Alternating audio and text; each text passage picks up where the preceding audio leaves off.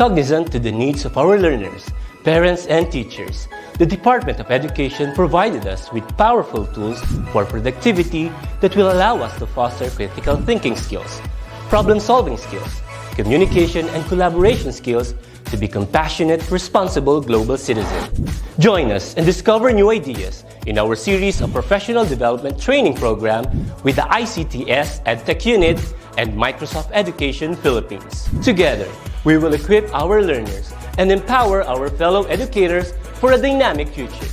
Para sa bata, para sa bayan, at para sa guro. Sulong Edukalidad.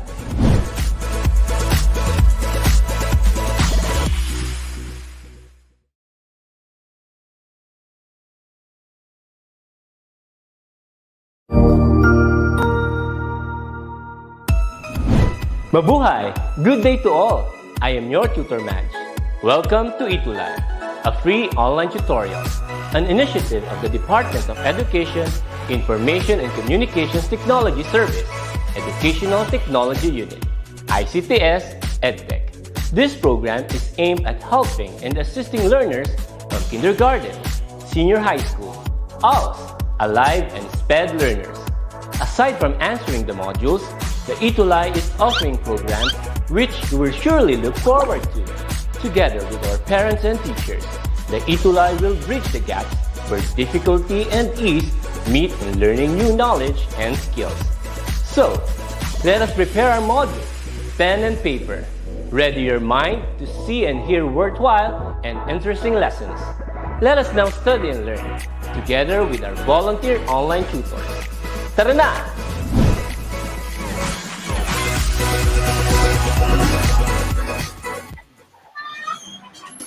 Hey there, what's up you guys? Welcome back to another ETULay session. This is Contact Center Services for grade 10 students. As you can see right now, I'm joined with two marvelous teachers who will be tutoring you, accompanying me, helping you out with your Contact Center Services for grade 10 students. And not just for grade 10 students, right? Yes. Yeah, even grade 11. And Yeah. those who want to work in a call center or contact center service.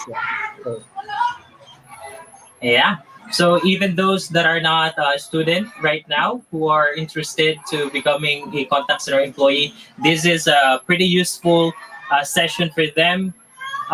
Although we're gonna go through details of those competencies for them to become an effective contact center employee, it's not just an ordinary vlog or tutorial out there, but it's something that we would really go through those competencies throughout the year. So that means at the end of this school year, they're going to be equipped to become a contact center employee in the future.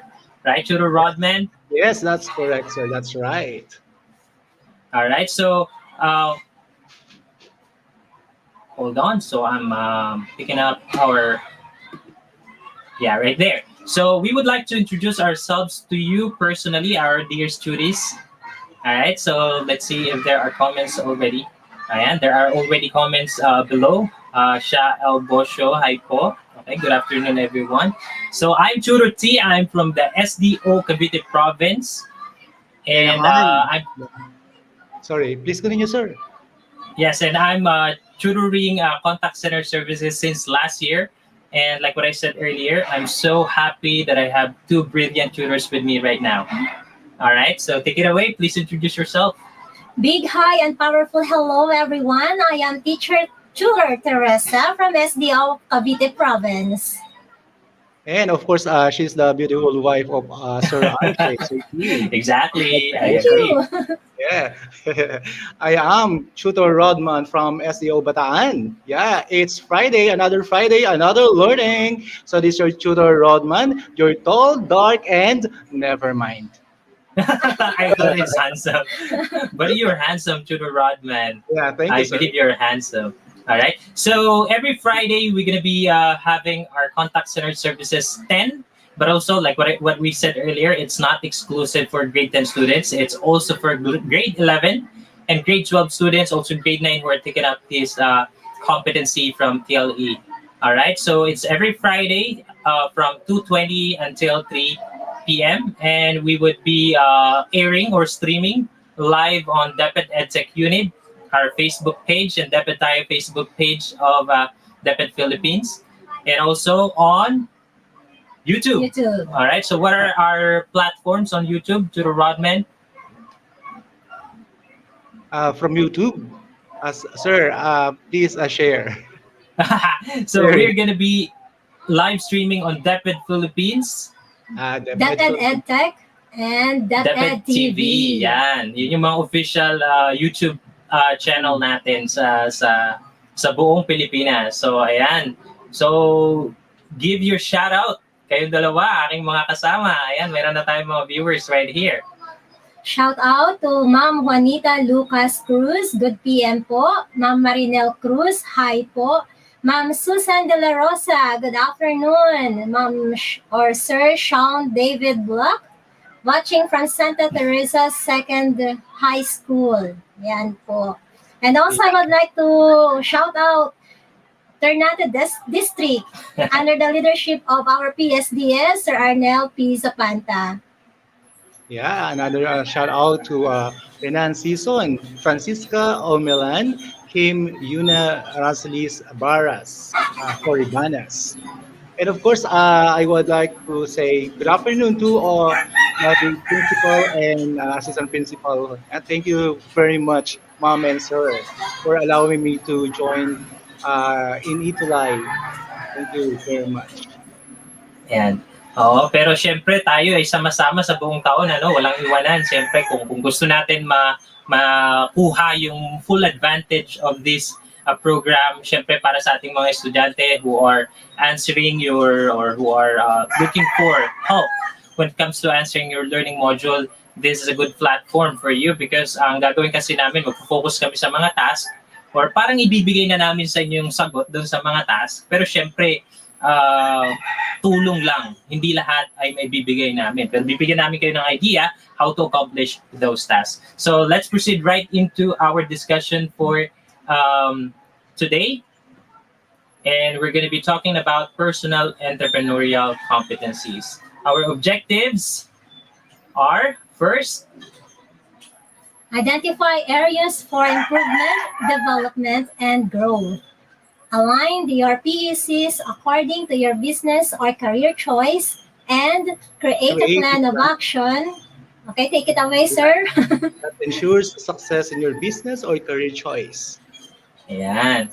So napaka-importante no na magawa natin ito sa ating session ngayon. So ito yung ating magiging guidelines. So at the end of this session, you're going to be able to identify ano ba yung mga areas na kailangan nyo pang improve sa inyong sarili para maging capable kayo sa trabaho na harapin nyo. By the way, hindi lang naman sa trabaho, no? If you are planning to continue your study in college, you can actually use the skills that you're going to acquire in this subject. Kasi karamihan sa atin, hindi naman lahat capable of supporting yung mga anak nila. Our parents are not all parents can support their children's education, especially at this time of a pandemic. So it's a very useful subject to them para ma-prepare sila sa future, di ba? Tama po ba? Exactly, sir. Tutor T. Ayan. So, diretso tayo sa ating first task. Tutor Rodman, could you please help our students or our tutees understand this direction? Sometimes they're having a hard time, no, understanding the direction because sometimes we use a lot of English. So hindi naman ibig sabihin contact center services. Kailangan sobrang galing mo agad sa English, no? May mga contact center naman na Tagalog yung medium. But of course, kailangan pa rin talaga nating improve yung ating English or English communication skills para sa gayon, mas marami tayong contact center company na ma-applyan. Hindi lang tayo mamimili dun sa mga Tagalog-speaking na contact center companies. That's right. Okay, so this is the direction using the PECS checklist. Assess yourself by putting a check mark in either strength or development areas column. Interpret the results of counting the total number of check marks in each of the columns. After accomplishing the checklist, form a group and share your insights on the result of the personal assessment. Ayan. So This is going to be this is actually the task in their learning module. As you can see, it's stated there. It's task 4, PC checklist. It's on page 8 on their contact center services module. And while we are presenting to them those checklists, those questions that they have to check, or they have to identify whether they have that skills, we're going to explain to you each of those PECs, or personal entrepreneurial competencies. Yun po yung gagawin natin. Ayan, so shout out or good afternoon, Ma'am Susan, or Susan de la Cruz, I'm sorry, Myra Resquid Lopez, and Robilin Nabisaga. Good afternoon po, watching from Ramon Torres, Louisiana National High School, Bago City, Negros Occidental. Wow! Maayong hapon Maayong sa mga hapon taga sa inyo. Negros Occidental. Maayong hapon sa inyo tanandira sa Negros Occidental. Alright? So ito, okay, mapapansin nyo naman, in-screenshot namin. So ang gagawin lang namin dito, tutulungan namin kayo para mas maunawaan itong mga personal entrepreneurial competency. So, Churu Rodman, could you start with number 1, the hardworking? Yeah, hardworking, of course, no. So that is the first competencies that entrepreneur must possess. Okay, so hardworking. It means so hardworking people, of course, keep on improving their selves, or maybe improving their performance to produce a better products or results from services. So that is what we call the hardworking. Mm-hmm. So sa Tagalog pa nga, masipag ka, 'di ba? Masipag. So pag sinabi nating masipag, ang unang naiisip ko diyan palagi, no, yung kasabihan sa atin mga Pilipino. Narinig niyo na ba yung ningas kugon na kasabihan? Churro Teresa. Yes, ningas kugon. Masipag lang sa umpisa, pero habang tumatagal, tinatamad na. Kapag humirap na yung trabaho, medyo nawawala na ng gana. Okay? So, ibig sabihin, hindi nyo tsetsekan yan. Kung masipag ka lang sa umpisa, pero habang tumatagal, nawawala yung gana at sipag mo dun sa ginagawa mo. So, whatever task that you're doing, kailangan possess mo itong skills na ito, that you would make sure that the energy that you put in right on the onset of that task should be the same energy throughout that task until you accomplish that task. Okay? Dapat ganun. Merong consistency ang pagiging masipag. So, pag hindi ka consistent, so, i-checkan mo yung development areas. Pero pag alam mo naman, halimbawa may binigay na task sa yung teacher, tapos talagang tatapusin mo yan. Pag upo mo dyan, tatapusin mo yan. Gusto mo matapos on time, kahit nahihirapan ka na, pagod ka na, tatapusin mo pa rin yan. Ibig sabihin, masipag ka. Okay? Pwede mong i-check yan kung nasa yung mga characteristic. Ayan. Hardworking. Okay? Next. Confident. I-check po natin if that is our strength or it needs improvement. So confident, it says there, self-reliance in one's ability. Ayan. So naalala nyo ba yung kapag pag confidence kasi yung pinag-uusapan, ang una pumapasok sa isip ko, yung mga teachers, di ba? Mga teachers. Kasi sometimes we are given tasks that we were surprised at that task, but because we wanted to fulfill our role, our duty as teachers, and we want to make sure that our students are getting something out of what we are doing in the classroom, we portray this look. It's like in our countenance, we show that we're confident, but deep inside us, we have these doubts. So ang ibig sabihin ng confidence is you prepare. You are always prepared. So therefore, kapag meron kang bagong bagay na binigay sa'yo, alam mo na kakayanin mo siya. Hindi man maalis yung kaba sa dibdib mo, hindi man maalis yung parang hinahalukay na yung tiyan mo sa kaba, pero alam mong magagawa mo siya kasi alam mo na naghanda ka beforehand. Yeah. So yun yung tinatawag na confidence. Alam mo na magagawa mo yung trabaho na yun. How about you, Tutor Rodman? Yeah, so of course, as a person or as a student, so dapat you have a strong faith in your ability, di ba? Mm-hmm. So sabi mo kanina, sir, naalala mo yung mga teachers, but actually, naalala ko si Pia Wurzbach, confident. Wow! Confident with the heart. Yes. Oo. So tama, no? So yung mga Miss Universe natin, imagine the pressure that they have, no? They are in front of a lot of audience, di ba? They are in front of judges, di ba? That judge them. Sobrang hirap ng pressure na yun, but they show their confidence. Sabi nga ni Pia, di ba? Confidence with a heart, di ba?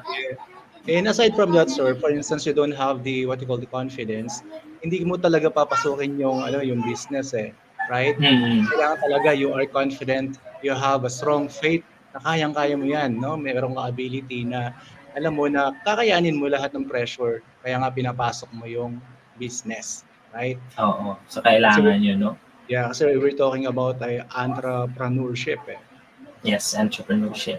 Ayan. So, good afternoon sa atin si Liza Jimenea, ALS Junior High School 2021-22 from Jose Corazon de Jesus. Hi there, Liza Ayan, good Jimenea. afternoon. Ayan. So, Tutor Rodman, could you see the comments of our tourists and our viewers? Yes, sir. Ayan. So, pwede mo silang batiin from time to time. Baka ma-miss out ko and then they wanna be mentioned. Diba? Sa ating...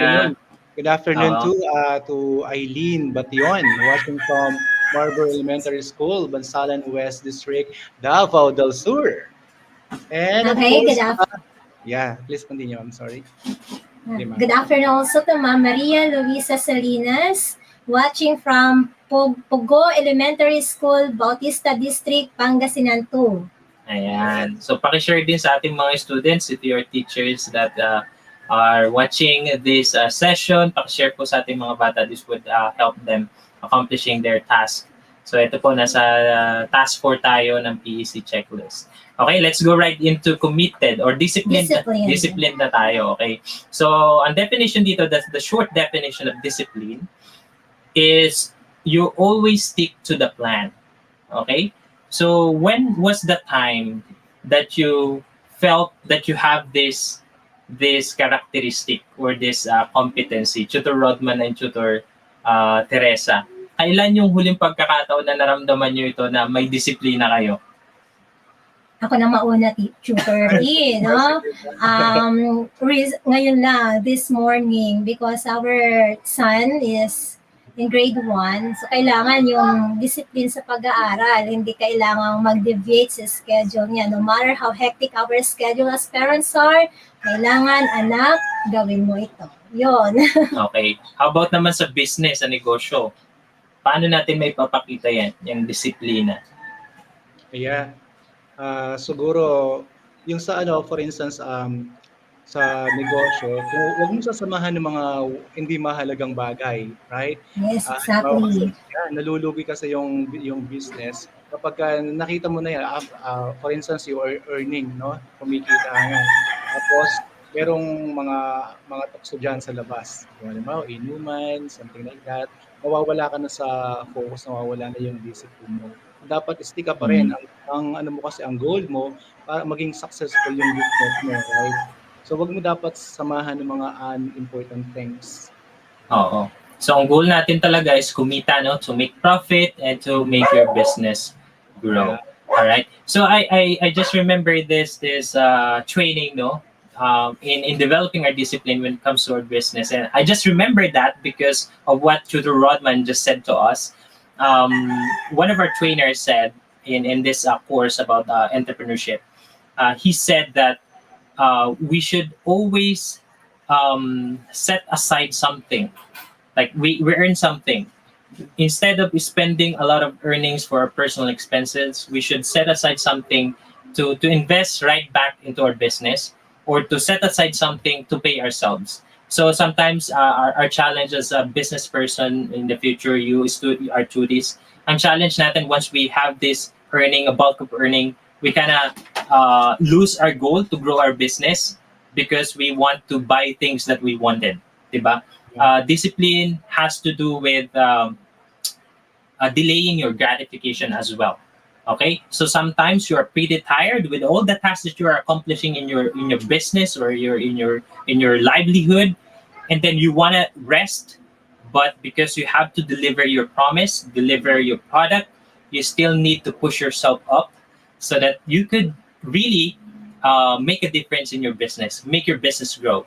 You show that discipline when you focus on your plan, focus on your deadline as well. All right. So if you have those characteristics, you might want to check on the strength portion nitong ating personal entrepreneurial competencies checklist. Pero kung sa tingin nyo wala pa kayong discipline, checkan nyo yung development areas. All right. Ayan, so sa Myra Reskid Lopez, nag-heart siya. Heart. Nikos Mabasa. Ayan. Sige. Proceed tayo sa committed. Alright, Tutor Teresa? Committed means you have a solid dedication.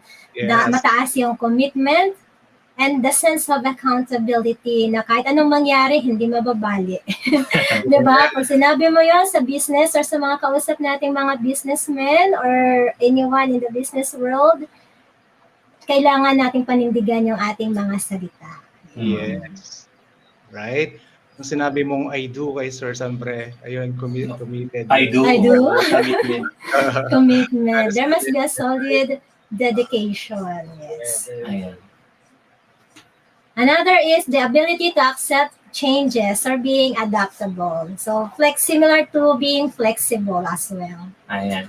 So I would like to give that to Tutor Rodman. Last time we were talking and he told me a really good definition of having that ability to accept change.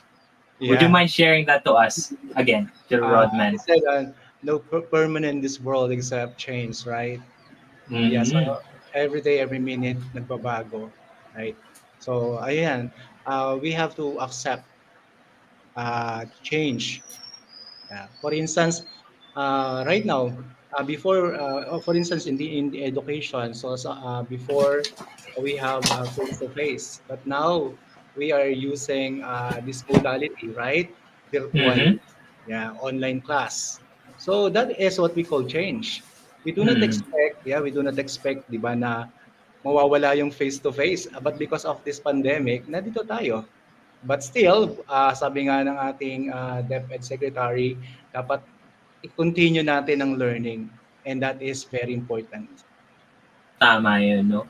So kahit anong hamon, kahit anong sitwasyon, kapag entrepreneur ka, kailangan mag-adapt ka sa change. No? There are so many companies out there who had not adapt to change, no? Nanalugi sila, no? I don't want to mention any brand, but cell phone brands that were really hip by then, but right now they are losing their market share, and that is because they didn't adapt to change early. So as a business person in the future, once there are changes going on in your surrounding, make sure you are the first one to jump into the bandwagon. Okay? Dapat ikaw ang mauna na tumalon, mag-take ng risk para masalumok yung wave ng pagbabago na yun, at ikaw yung mas makikinabang, 'di ba? Ikaw yung nauna doon sa market, and of course ikaw yung nauna, mas yung mga early adapters talaga sa iyo rin mapupunta. Mas kikita ka, tama 'di ba? Exactly right. Security. Alright, so kung meron ka ng ability na yon, ipakita mo. Let's say right now, sabi nga ni Tutor Rodman, before you were studying in the classroom and right now you're performing well in our online platform like this, ibig sabihin you have the ability to accept change. You are adaptable, you're flexible. So come right, check that portion on the strength if nasa iyo yan. Okay, next. Yes, Tutor Rodman. Creative. Innovation to have edge over other competitors. Yeah, so that is innovation. So actually, parang related dun sa change yan, right? Dapat, kapag dapat you know how to adapt change, dapat innovation lagi. Merong innovation, may pagbabago. Kung dati, ito yung product mo, so magdagdag ka, parang gawin pa siyang, dati better na siya, gawin pa siyang best. Something like that. Yeah. So, being creative. And based on my research then, Tutor Rodman, I was able to share this to you last time that we had conversation. There is a big difference between value added and innovation. Value added is something that you adapt. Let's say free toy dun sa yung value meal, di ba? So yun yung value added. So ibig sabihin, value added, sometimes we use that to manipulate yung buying tendency ng ating mga customer, no? Ginagawa natin yun. Nagdadagdag tayo ng mga bagay to increase our sales. So innovation, however, is different from value added. Innovation is as defined as using engineering and technology to solve real world problem. That is according to Simon Sinek. So ibig sabihin, if you want to become creative, kailangan pag nag-innovate ka, may problema talaga na susolusyonan yung innovation mo. Okay? So, ibig sabihin, kapag ka may naisip kang bagay ngayon, naisip ka ano bang problema na na-encounter natin, may naisip kang solusyon, at yung solusyon na yon ay masusolve yung problema na yon na kinakaharap natin, it means nasa iyo yung innovative minds. So, kapag nasa iyo ng innovative minds ngayon, ang kailangan mo lang gawin, gamitin yung mga kamay mo to create.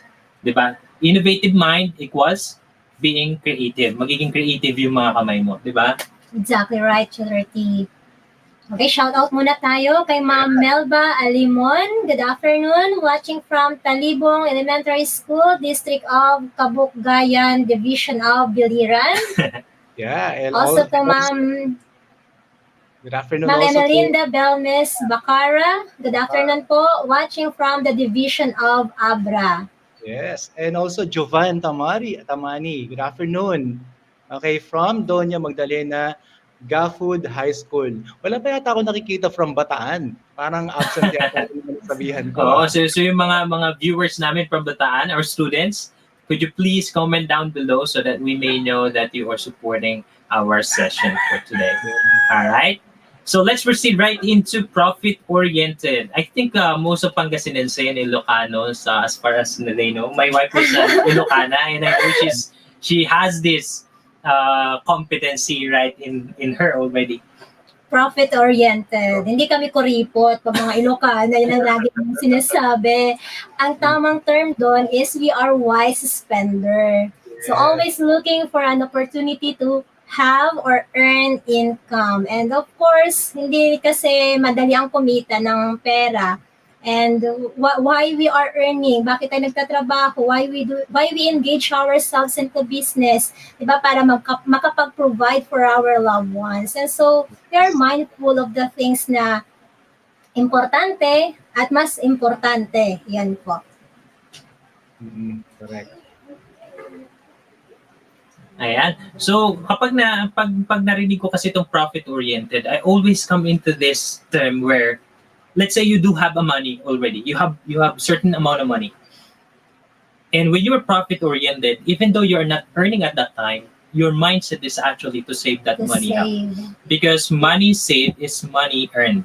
Yun yung kasabihan, di ba? Kapag ka naitabi mo yung pera na yan, hindi mo ginastos, you are profit-oriented already because you think of yun nga, money saved is money earned. So ngayon, kung wala kang makita, kung mahilig ka magtabi ng pera, I bet for sure in the future, you're gonna be profit-oriented. Yayaman ka. So kung pala save ka, umiisip ka palagi ng paraan to save up your money or to earn up, dagdagan yung pera mo, and even mag-increase ng yung skill, pwede mong checkan yung profit-oriented. But if you're not, so that's areas for improvement. Okay? Yeah. Last one, Tutor Rodman. Yeah, excellent planner, strategic thinking and setting up goals. Of course, as a businessman or entrepreneur, it is very important to have different plans. Like example, you have plan A, plan B, and plan C. For instance, hindi nag-excel yung plan A, so proceed to plan B. At di pa rin successful, so proceed to plan C. Right? So do not stop planning. And so that is excellent planner as an entrepreneur or as a businessman. So dapat meron kang gantong skill, excellent planner. Thank you. And for our students out there, yung example nito na pwede kong share sa inyo na I know you could relate is that sometimes you couldn't get your learning module sa school because all of a sudden your school got closed because there's somebody got infected of COVID-19 doon sa inyong paaralan. And because you really want to learn, you plan to learn this year. You have a goal to really pass your subject this year. Even though you don't have the learning module, you look up the internet, You make a plan. Yeah, I know what is the next thing that I'm gonna do. I look it up on the internet. If I don't have module right there, I look it up on DepEd ETULay, DepEd TV. If they do have content out there that I can use to advance my learning. So makikita natin that ang DepEd actually meron nitong mga backup plans. No? Kapag hindi tayo nakapag-provide ng module, we have online platform. Kapag wala tayong online platform, meron tayong television. Meron tayong ETULay that can be streamed or that can be viewed anytime of the day, the week that you are available, di ba? So parang ganun, hindi tayo tumitigil sa isang platform lang para may accomplish natin yung goal natin. So same thing, kung ganun ka, may characteristic ka na ganun, hindi ka tumitigil sa isang bagay lang para ma-accomplish mo yung gusto mo sa buhay, ibig sabihin, you are a strategic thinker. Okay? Magaling ka magplano, gagawin mo lahat ng paraan para makuha mo yung gusto mo sa buhay at matuto ka, di ba? For your studies, in the context of your study. Okay? Yes. Kaya may tanong daw po, from Liza Uminea. What's the topic daw po for today? Yan. Ano ba yung topic natin for today, Tutor Teresa? Ma'am. Our topic for today, for all our viewers, is on PEC, or Personal Entrepreneurial Competencies, the first lesson in our contact center services. Yan. May tanong pa siya. Tanong ko lang po, iyang nakabox po ba ay sasagutan namin? Yes, of course. If you are taking up contact center services in your grade 10, grade 11, or grade 9 CCS. subjects or CCS ninyo, nasa learning module nyo ito. Ito ay task 4. So tinutulungan lang namin kayo to really understand yung mga competencies better, giving you context so that you hindi naman lahat sa atin kasi nakapag-open up na ng business or nakapag-start up ng isang negosyo. Kung wala man tayong startup, there are several activities out there that show your skill or competency dito sa mga bagay na ito. So yun yung gagawin natin. So upon checking it, malalaman mo, Liza, na kung ano pa yung kailangan mong improve. Okay? So kung gusto mo pa ng ibang materials para dyan, yung sa grade 9 natin, kung naalala nyo, yung grade 9 kayo sa personal entrepreneurial competency, that's a good way to review your personal entrepreneurial competencies because there are questionnaires, there are questions actually. There are questions in that questionnaire that you can answer from may parang level of instances kung kailan nagagawa mo from 1 to 5. Pag nasagutan mo yun and there are ways para i-compute yun, malalaman mo talaga ano yung areas na kailangan mong improve. Okay? Ayan, sabi, magsagot daw po kami kasi sabi ni ma'am, ano po gagawin dyan? Ayan, so pwede nyong i-screenshot, okay? Screenshot nyo sa cellphone nyo. Okay, babalikan natin ha. Screenshot nyo sa cellphone nyo yan. Okay? I'll give you 10 seconds, screenshot sa cellphone. Okay, pagkatapos i-screenshot sa cellphone, mamaya pwede nyong igayahin sa isang papel, sheet of paper, and then pwede nyo checkan yung areas kung saan sa tingin nyo nasa inyo yung characteristic na yun or yung competency. Halimbawa, doon sa una, masipag ka, check mo. Yun yung ngayong ipe-present mo kay ma'am, okay, sa ma'am ninyo. So, ang goal kasi natin dito ay maunawaan nyo yung personal entrepreneurial competencies. Pagkatapos, ay ma-assess nyo yung personal entrepreneurial competencies. Pagkatapos, hindi pa yung natatapos dyan, kailangan magkaroon kayo ng plan of action. Kailangan may plano kayo. Paano nyo ba i-improve yung sarili nyo doon sa weak points nyo? Okay? Yung weak points, yung development areas. Okay? So, ayan, sir, done na po. Ayan, salamat. O, next, ayan, screenshot. Screenshot it. Okay, next. Ayan, ito na yung pinakahuling dalawa. So, possess people skills. Okay, screenshot lang. People skills, effective and efficient communication skills, and relates well to people. Ayan. Sige. Sige nga. No. Ikaw siguro. Possess people skill. Okay, kailangan magaling tayong makitungo at makibagay sa mga tao na nakakasalamuhan natin, especially in the business world. Kasi kailangan natin ng good public relationship of trust. Tama ba ako? We have to build that relationship to our customer. Yes, exactly. And also to the people that are going to help our business in the future. So good people skills. paano mo may papakita yan? So right now, ngayon, eto napansin ko to si Liza. Yung two column po, i-check parehas. Ang i-check mo lang anak ay yung kung saan, halimbawa, di ba, may, doon sa first areas, mapapansin mo anak, merong, meron dito yung strengths and development areas. Pag sa tingin mo, hindi ka pa masipag, yung dinefine namin yung sipag, ibig sabihin, hindi ningas kugon ha. Kapag ka ningas kugon yung sipag natin, ibig sabihin, ito yung i-check natin. Ningas kugon anak, ang ibig sabihin, masipag ka lang sa umpisa, pero habang humihirap yung trabaho, bumabagal ka na magtrabaho at tinatamad ka na. Pero kung halimbawa, masipag ka at consistent ka sa sipag, i-check mo ito dito sa strength.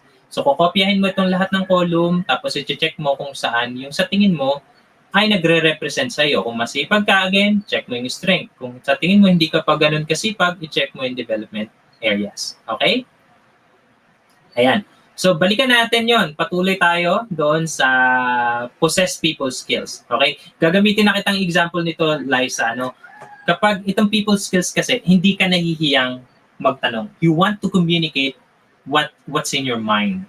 So, when you have that ability, kasi yung natutunan ko sa isang successful businessman, sabi niya, kapag ka hindi ka nag-ask, ibig sabihin, no na agad yung sagot. So communication is important. Communication skill is important as a business person in the future because you are going to be tasked to ask a lot of people, ask help, ask them to buy your product, ask them to market your product. So kailangan magaling ka mag-communicate. At the same time, when you communicate to them, you should be able to build that relationship na sinabi ni Ma'am Tere. Dapat magkaroon kayo ng relationship so that the next time that you would have to do business with them again, it's going to be an easy task na, an easy negotiation kasi you have that people skills. Mabait ka. Hindi ka lang nandun para pakinabangan sila, but also nandun ka to para pakinabangan din nila. So it's a two-way symbiotic relationship ika nga, 'di ba? Alright, how symbiotic? Science na siya ngayon. Science na tayo ngayon dito sa TLE, di ba? People skill, yeah.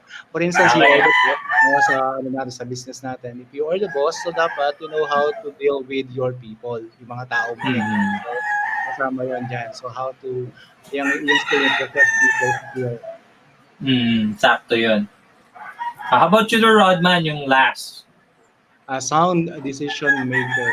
So make wise decisions toward the set objective. Yeah, it is very important, no? Yung sound decision maker. So dapat, of course, you're very good, no? Very good in decision making sa paggawa ng mga decision, right, in business. Kaya sabi, make wise decisions toward the set objectives. Kung ano yung mga nakaset na mga goal ninyo, objectives, so dapat you know how to paano mo gagawin ang mga iyon. Right? Okay. So yun, no? From time to time, confront ka nito, okay, in decision making. So yung most common sa ating mga bata, no? Sometimes if you're experiencing hard time, let's say, nahihirapan ka mag-accomplish ng isang task. Nagtatanong si Liza, sabi ni Liza, madami na po bang task sa mga nagdaang mga araw? So actually, ito yung first task natin. Okay? So don't worry too much about that. So whatever we're going to present, kung yun ang pinapabasa niyo ng inyong subject teacher, don't worry. We wouldn't put too much tasks sa inyo kasi ayaw namin kayo mahirapan. The purpose of ETULay is to help you learn better and help you learn easier. Okay? So yun. So yung decision makers sometimes kapag meron sa harap natin na mga bagay na magpapadali ng, let's say, yung task natin sa school. Halimbawa ngayon, online. Pwede nating i-search, pwede tayong magdaya, pwede tayong mag-search ng answer sa internet kaya di na natin pag-aralan tapos sagutan natin. So doon makikita na yung decision natin is to make our task easier pero hindi siya wise. Kasi at the end of the day, kapag let's say nagkaroon ka ng oral recitation or oral examination with your teacher, you're not gonna be able to deliver the same thing that you just copied online. So, may papakita nyo yung sound decision maker if tama yung decision nyo, kaya nyo, decisive kayo, kaya nyo mag-decide at that time based on righteous or right principle, tamang moral. Okay? So yun yung isang example ko doon. Pero there are so many examples of being wise decision or sound decision maker. But ang gusto kong i-emphasize sa ating mga tuties, sa inyo lahat dyan, ay yung kapag gumawa tayo ng desisyon, nakabase siya doon sa mga tamang prinsipyo. As a business person in the future, dapat nakabase din ang ating negosyo sa tamang prinsipyo. Kasi yun yung magdadala sa inyo sa tagumpay. Alright? Dapat tinitimbang muna natin. No? Kung alin yung mas mabigat, kumbaga. Ayan, may tanong ulit si Liza. Ask ko lang din po yung mga nakaraang live, may mga task din po kaya. Ayan, so if you're asking for other subjects, I think they do have task. Okay? May task din. Pero dito sa contact center services, ito pa lang yung task na meron tayo. Okay? And this is in line with your learning module kasi ayaw namin magdagdag. Ang gusto namin, tulungan kang sagutan yung mga tasks mo sa learning module. Di ba? Yun yung goal natin dito. Okay? So let's proceed to this. Ayan, so hindi na natin to siguro tatagalan kasi we're run out of time, but I'll provide this, I'll give the time to Tutor Rodman about interview kasi you'll be given a task by your teacher to interview someone who work in a call center or who have a business of a call center. So I'm gonna provide the time now or turn over the time to Tutor Rodman to discuss about this, task 5. Okay, so actually this one is the tips on how to conduct interview, right, sir? Sir Yes. T? Yeah, Tutor T. So for instance, you are conducting an interview, so always do this procedures or tips. So of course, the first one, we must avoid distraction in the meeting area, right? Because you are conducting an interview. The second one is make the interviewee or the candidate more comfortable. And number 3, so avoid racial or sexual bias. Yeah, that is a big no. And the fourth one, of course, you have to invite questions. And do not forget, number 5, make notes, right?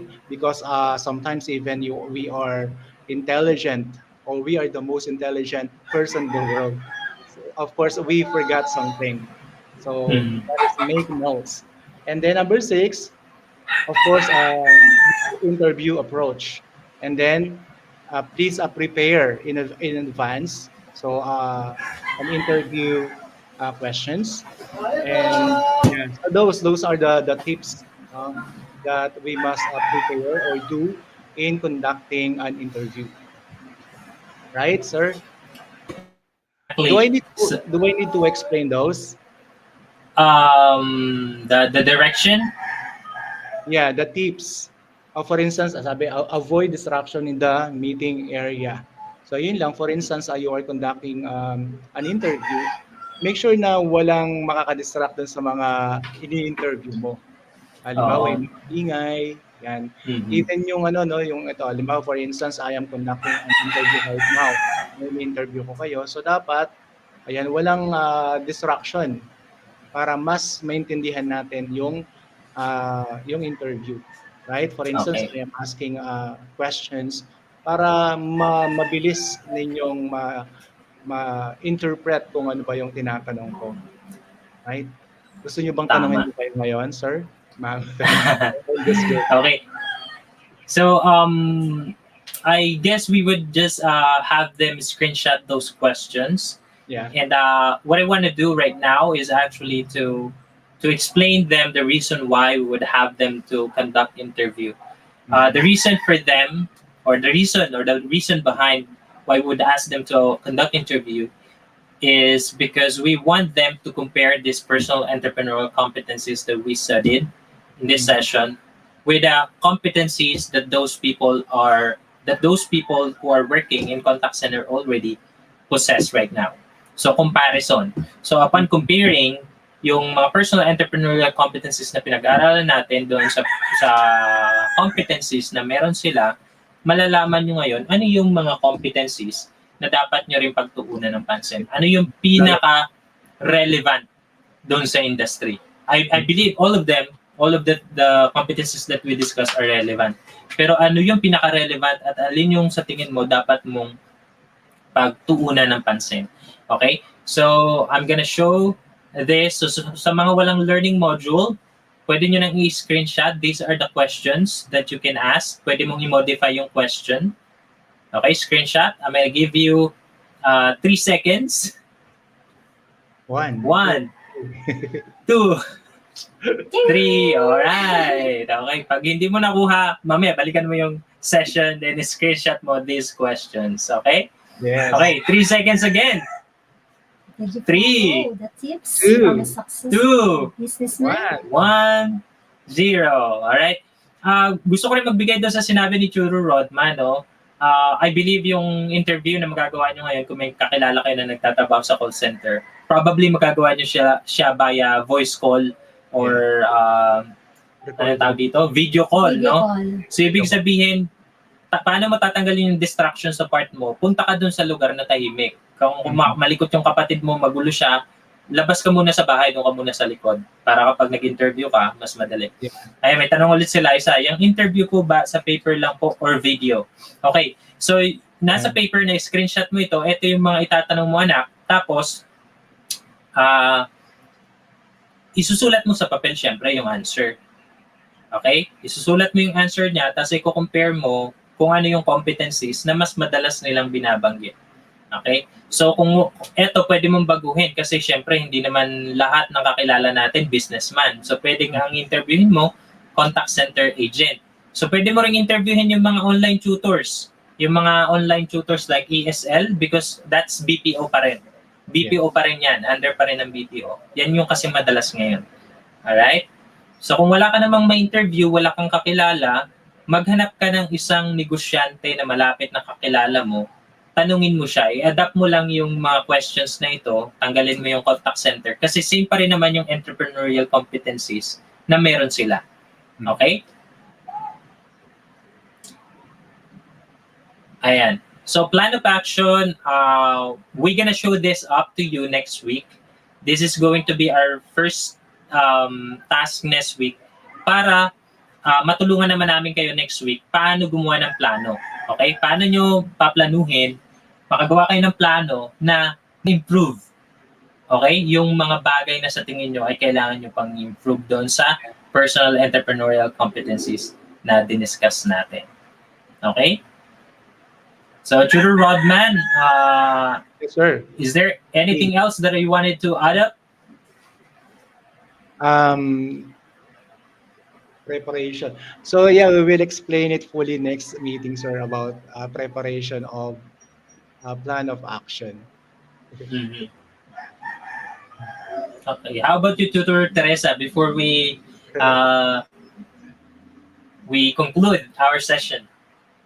Shout out muna tayo kay Ma'am Daisy Cabonyelda. Good afternoon po from Manuel L. Quezon Elementary School. Ano po ito? 6 Blaise Pascals. Grade 6 Franklin Benjamin ba to?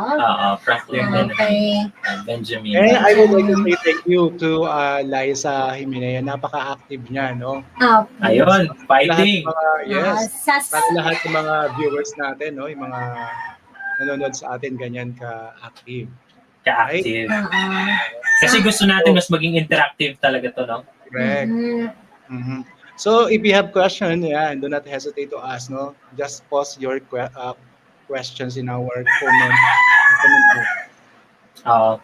Maybe Tutor Rodman, we would create a Facebook group for this ETULay session of ours so that they can raise up their questions out there. Diba? Para ready din tayo pag next time magtanong sila. Of course, we as teachers, we don't know everything. Okay? Hindi namin alam lahat ng bagay, no? May mga pagkakataon hindi rin namin alam. We need preparation like you are. We are learning as well. Okay? Our teachers are essentially learners. Diba? We learn first before we teach. Alright? Thank you. Sabi ni Liza, salamat sa iyo. And that's it for today. Stick around because there's gonna be another tutor who will take over the next session. So wag kayong aalis, tutok lang po. And that's gonna be all for today. I am Tutor T. And I am Tutor Teresa. And I'm Tutor Rodman. We are reminding you that if you want to make your life easy, you have to educate your whole person because one cannot provide for himself without the education of the mind, Body, heart, heart, and spirit. and Spirit. That's it for today. Thank you so much. See you next time. And God bless us all. Thank you.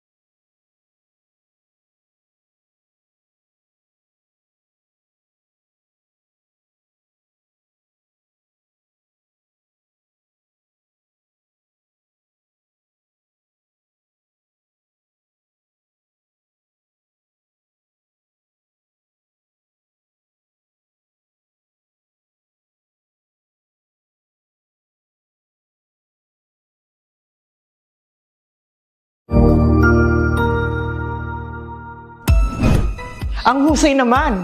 Natapos mo ang iyong tutorial session kasama ang iyong mahusay na ETULay tutor. May bago ka bang natutuhan?